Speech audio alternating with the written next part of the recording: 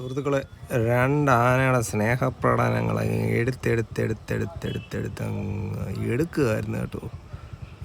നമ്മൾ നേരത്തെ ആനയുടെ സ്നേഹപ്രകടനങ്ങളൊക്കെ ഒരുപാട് കണ്ടിട്ടുണ്ട്. ഇതിവിടെ അല്ല, പത്തനംതിട്ട ജില്ലയിലുള്ള ആനയുടെ സ്നേഹപ്രകടനമാണെങ്കിൽ നമ്മളിപ്പോൾ തൃശ്ശൂർ ജില്ലയിലുള്ള ആനയുടെ സ്നേഹപ്രകടനങ്ങളൊക്കെയാണ് കണ്ടത്.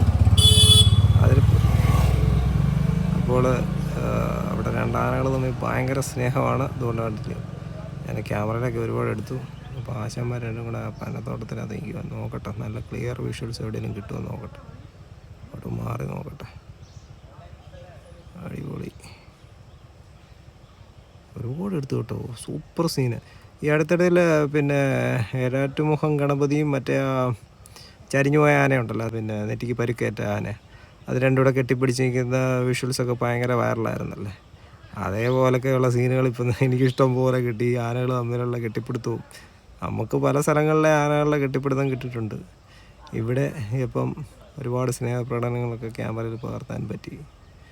ഒരാന വേണ്ട, രണ്ടും കൂടെ കൊമ്പ് കൂർക്കും വേണ്ട കേട്ടോ. അടിപൊളി അടിപൊളി.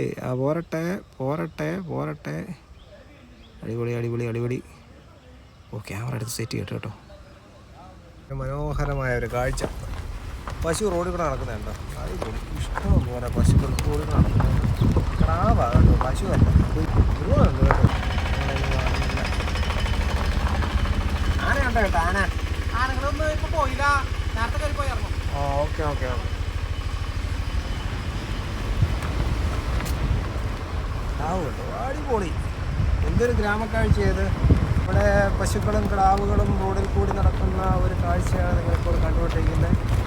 മനോഹരമായ ഒരു പ്രഭാത കാഴ്ച. അയ്യോ, അടിപൊളി.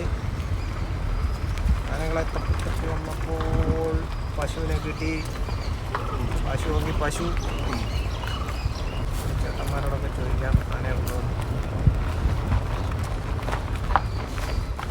ആന ഉണ്ടോ ചേട്ടാ? ആന കണ്ടിട്ടില്ല.